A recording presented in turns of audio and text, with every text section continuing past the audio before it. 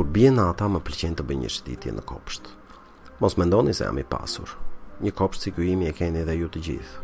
Më vonë do ta kuptoni sepse. Në errësirë, por që nuk është tamam errësirë e plot, sepse nga dritaret e ndriçuara të shtëpisë vjen një farë dritë e vagullt.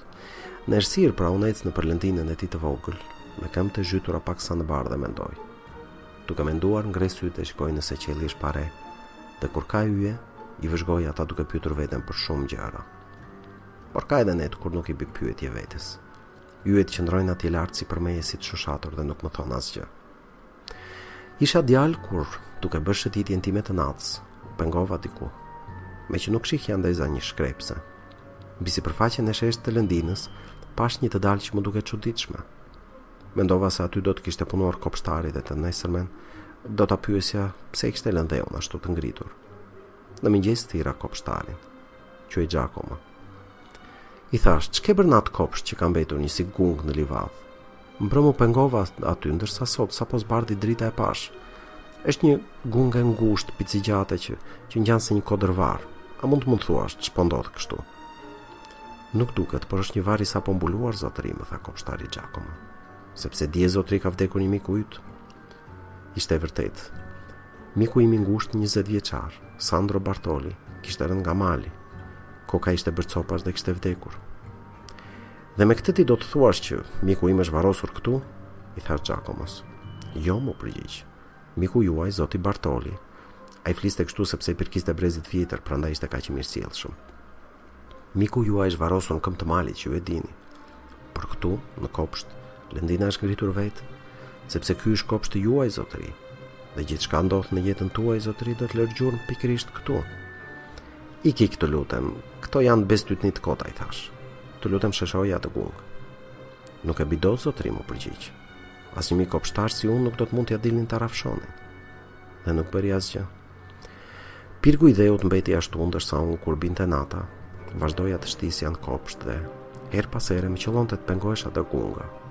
Por jo aq shpesh, sepse kopshti është mjaft i madh, kurse ajo ishte një gung 70 cm e gjerë, me 1,90 m e gjatë mbi të kishte mbir bar, mbase ishte një 25 cm mbi nivelin e livadit. Natyrisht që sa herë pengohesha te gunga, mendja më shkonte tek miku im që nuk e kisha më. Ose mbase ndodhte e kundërta, shkoja e përplasesha tek gunga sepse në atë çast isha duke menduar për mikun tim. Por kjo është një gjë mjaft e vështirë për të kuptuar. Për shembull, kalonin 2-3 muaj dhe unë, gjatë shëtitjes së mbrëmjes në errësirë, nuk përplasesha tek ajo e ngritur e vogël toke. Në këso rastesh, më kujtoi përsëri miku im. Atëherë ndalesha dhe në eshtjen e natës pyesja me zë të lartë. Po fle? Në të vërtetë ai flinte, por larg atje nën krepa, një varrez në mal. Dhe me kalimin e viteve, s'kujtohej askush më për të. Askush nuk i çonte lule. Gjithsesi, kaluan shumë vjet dhe ja që një mbrëmje kur po shëtisja, pikërisht në anë të përkundër të kopshtit, u pengova tek një tjetër gung. Përpaksa nuk rash. Kishte kaluar mesnata dhe të gjithë kishin rënë të flinin, mirë po, unë u zemrova kaq shumë sa fillova të thrisja, Giacomo që të zgjoja kopshtarin. Dhe ja u ndriçua një dritare në pezullin e saj u duk Giacomo. Ç'dreqin është kjo gung i bërtita? Ke gërmuar gjë ti? Jo, zotëri, por ndërkohë të ka vdekur një nga shokët e mirë të punës, tha ai. E kishte emrin Kornali.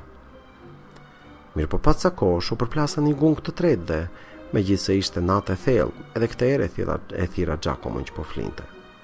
Tashmë dia ma fare mirë se ç'kuptim kishte kjo gung, por atë ditë s'kisha marrë ndonjë lajm të keq, prandaj doja të dija ç'kishte ngjarë. Giacomo ngrit dhe i duruar si gjithmonë doli dritare. Ç'ka ndodhur, e pyeta, mos ka vdekur ndokush? Si urdhron, zotri. Quhej Giuseppe Patane. Pastaj kaluan disa vjet mjaft të qetë. Por erdhi një kohë që gungat në sipërfaqen e kopshtin filluan të shtoheshin. Kishte të vogla, por disa ishin shumë të larta sa, nuk mund të kapërceshin me njap. Duhet u hip një nga një anë e pastaj të zbrisë një në anën tjetër, sikur po kalojnë mbi kodrina. 2 gunga të tilla shumë të dukshme u ngritën brenda një kohe mjaft të shkurtër, njëra pas tjetrës. Po për to nuk që nevoja të pyesja Giacomo se çfarë kishte ndodhur. Aty poshtë, në ata grumbuj dhe u të lartë sa një bizon, rinin mbyllur pjesë të shtrenjta të jetësime që më ishin shkëputur mizorisht. Prandaj sa herë ndodhesha në errësirë me këto male të vegjël të tmerrshëm, në kujtesën time përzihen shumë ngjarje të dhimbshme Dhe unë betesh aty si një fëmijë trembur, të i thrisnja miqt me emër, të risnja Kornalin, Patanen, Rebicin, Longanezin, Maurin, thërisi ata me të cilin ishim rritur bashk, ata që për shumë vjet kishin punuar me mua. Pastaj ngreja zërin dhe më shumë, Negro, Vergani, sikur u bëja apelin, por askush nuk më përgjigjej.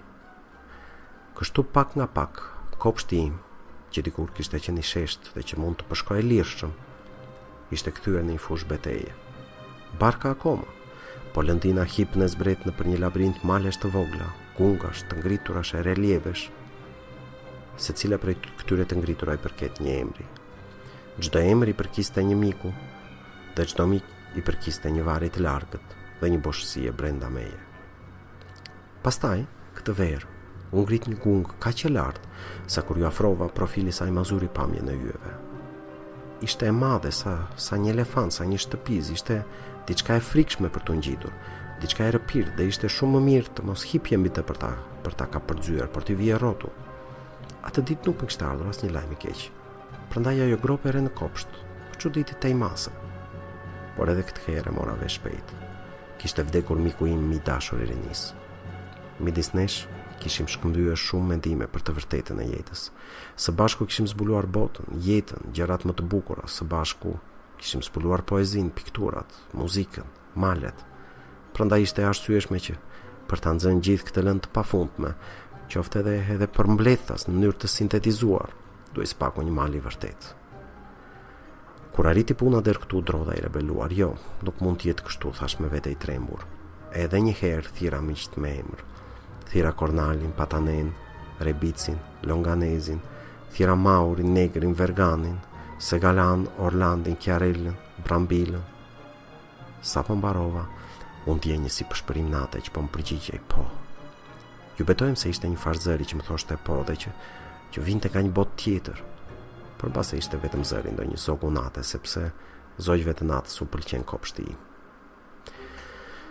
Ju lutem mos më thoni tani, pse na flet për gjëra të tilla të llahtarshme, të trishtueshme.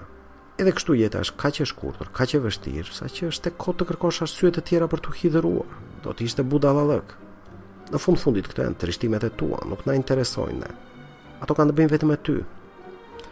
Jo, përgjigjem unë, për fat keq ato kanë të bëjnë dhe me ju. E di që do të ishte gjë e bukur sikur të mos kishin të bënin me ju. Mirë, po kjo punë e gungave në lëndinë u ngjit të gjithëve dhe secili prej nesh, besoj se u shpjegova në fund, secili prej nesh ka një kopsht të tillë ku ndodhin kësi dukurisht të dhimbshme.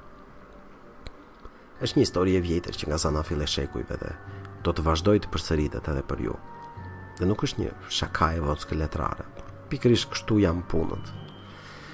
Natyrisht pyes veten nëse një ditë në ndonjë kopsht do të ngrihet ndonjë gung që do të ketë bëjë me mua.